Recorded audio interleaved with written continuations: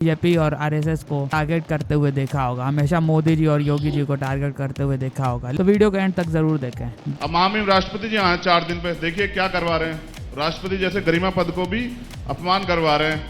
Airport से और hotel तक आप समझिए 200 होल्डिंग देखे होंगे मैंने राष्ट्रपति जी के लगे हुए। स्वागत है स्वागत। किसका पैसा है वो? आम जनता का पैसा है वो, जो आप खर्च कर रहे हैं प्रचार पे और कह रहे हो फिर बेच रहे हो सरकारी उपक्रम। तो हम सब समझ रहे हैं, जनता भी समझ रही है। राष्ट्रपति तो अनुसूचित जाति से आते हैं, हालांकि राष्ट्रपति की जाति का नाम लेना नहीं चाहिए। अगर उनका सम्मान हो रहा है किसी भी तरह से, उनको उस समाज से निकलकर वो सर्वोच्च पद पर पहुंचे हैं, तो इसके उनके होर्डिंग लगने में क्या दिक्कत है? कोई दिक्कत नहीं है, बड़े बड़े लगे। बीजेपी अपने पैसों से लगाए, सरकारी पैसे से। उत्तर प्रदेश सरकार क्यों लगा रही है? चलो मैं भी मान लूं कि राष्ट्रपति जी हमारी जाति के हैं, कोटि कोटि धन्यवाद करता हूं बीजेपी का, उन्होंने बनाया। मगर नहीं, वो बीजेपी के नहीं है, राष्ट्रपति तो देश के ने बोला अभी कि अनुसूचित जाति, जनजाति, ओबीसी, मुस्लिम कहीं अन्याय होगा तो उनके साथ आप खड़े होंगे। आप सवर्णों को क्यों छोड़ देते हैं? छोड़ नहीं रहा हूं, उनके पास बहुत दल है उनकी बात करने वाले। नमस्कार दोस्तों, मैं हूं सुनील और आप देख रहे हैं क्विक रिएक्शंस में आप सबका एक बार फिर से स्वागत है। आज का वीडियो होगा चंद्रशेखर आजाद उर्फ रावण। इनका पहले कोई और पार्टी में था और फिर ये अपना खुद का पार्टी बनाए। अब खुद का पार्टी में जब तक बन गए तो ये लोग बन गए लेफ्टिस्ट और बोलते हैं कि क्या बोलते हैं, दलित वासियों का मसीहा है। देखते हैं इनका क्या मसीहा के कारनामा है। चलिए वीडियो देखते हैं और मजे लेते हैं। मुझे कई बार हंसी आती है कि अभी उत्तर प्रदेश में चलाया जा रहा था कि भाई ब्राह्मणों पे अत्याचार हो रहा है। मेरी ब्राह्मणों से कोई नाराजगी नहीं, मगर मैं सोच रहा था कि जितना 5 साल का अगर रिकॉर्ड उठा के देखोगे ना, जितना ब्राह्मणों पे अत्याचार हुआ उतना तो एक दिन में होता है दलितों पे। उनका जिक्र कोई नहीं करता। और कहां अत्याचार हो रहा है आप देखो। अभी उनका डिप्टी चीफ मिनिस्टर है, यहाँ सारे डीएम एसएसपी उनके बैठे हुए हैं। आप देखिए देश की जो सुप्रीम कोर्ट है, हाई कोर्ट में आप देख लीजिए कितने जज किस जाति के हैं। आप ये देखिए केंद्रीय सचिवालय में कौन बैठा हुआ है। आप कहीं भी देख लीजिए, किसी भी उसमें, आप यूनिवर्सिटियों के चांसलर देख लीजिए कौन है। मैं कह रहा हूं सिस्टम में तो वो है, तो अत्याचार कौन कर रहा है? दोगले की औलाद, ये कौन सी फिल्म लाया है? उन्होंने डायरेक्टली नहीं कहा। उनकी पार्टी के नेता कहते हैं कि आप बहुजन के, दलितों के वोट काटने के लिए इस चुनाव में उतरने वाले हैं। स्वागत है, उनको पता ना काट लेंगे। देखिए मैं आपको सीधे तौर पे बताऊं, मैं रहूं ना रहूं, मेरे जैसे 1000 लोग आ जाएं, उनके जैसे 1000 लोग आ जाएं, उत्तर प्रदेश सलामत रहेगा, देश सलामत रहेगा। इससे आगे बढ़ के आज हमें बात करनी चाहिए कि हम पे मुद्दे क्या रहेंगे।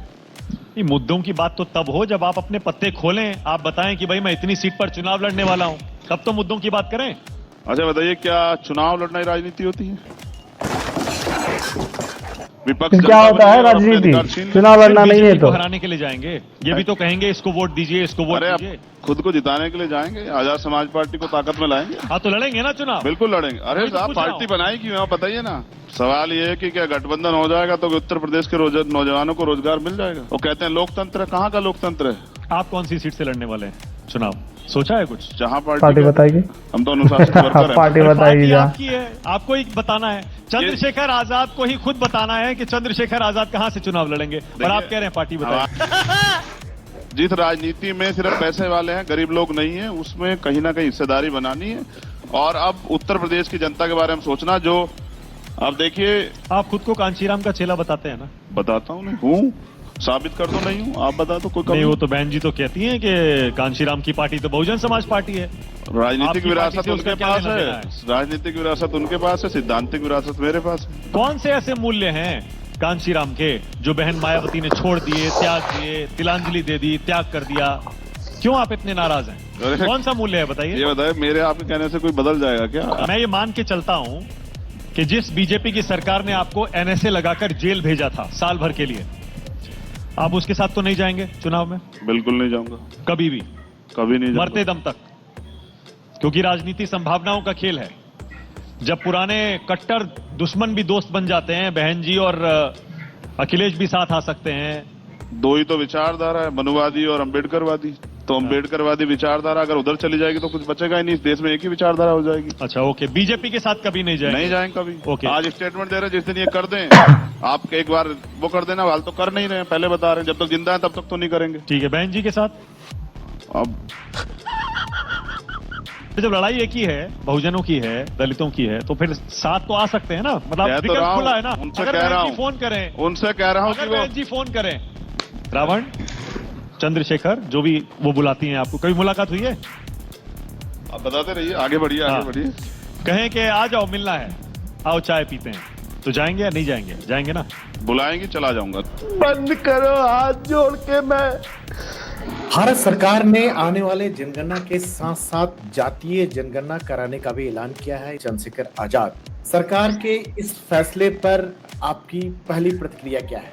मैं सरकार के किसी भी कदम को, क्योंकि घोषणा करना और उसको इम्प्लीमेंट करना, इन दोनों में फर्क है। तो मुझे आइडिया है, अभी तो ये भी नहीं बताया गया कि उसमें क्या क्या टेबल होंगे, किन किन चीजों को उसमें रखा जाएगा, क्या उसमें आर्थिक आंकड़े आएंगे नहीं आएंगे, और ये किस किस जातियों की होगी, सभी जाति, सामान्य जाति की होगी, पिछड़े जातियों की होगी, या फिर जैसे 2011 में एक खेल हुआ था कि पहले कहा कि कास्ट सेंसस करा रहे हैं, बाद में उसको जो है सोशियो इकोनॉमिक सर्वे का नाम देके और उसके आंकड़े भी जारी नहीं किए गए थे, जो यूपीए सरकार में होता है। क्या ऐसा होगा?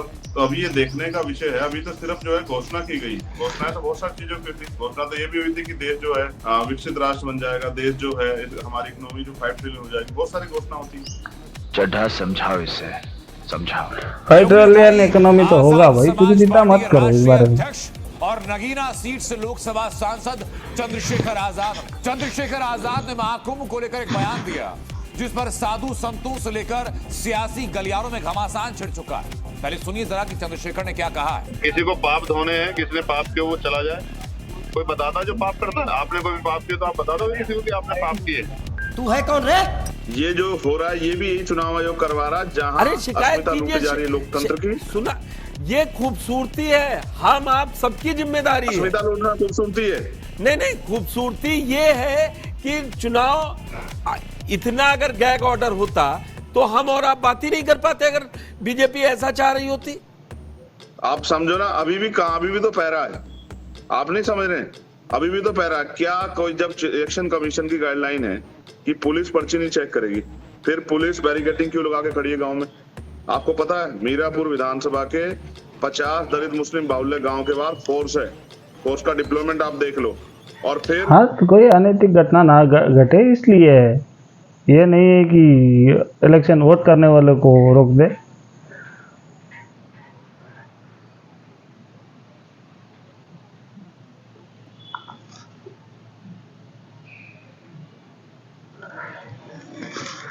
कैसा लगा आप सब लोग को ये वाला वीडियो? बहुत ही सीरियस था लेकिन इन्फॉर्मेटिव था। अच्छा लगा तो प्लीज़ लाइक शेयर और सब्सक्राइब कीजिए। मिलते हैं अगले वाले वीडियो पे। जय श्री राम।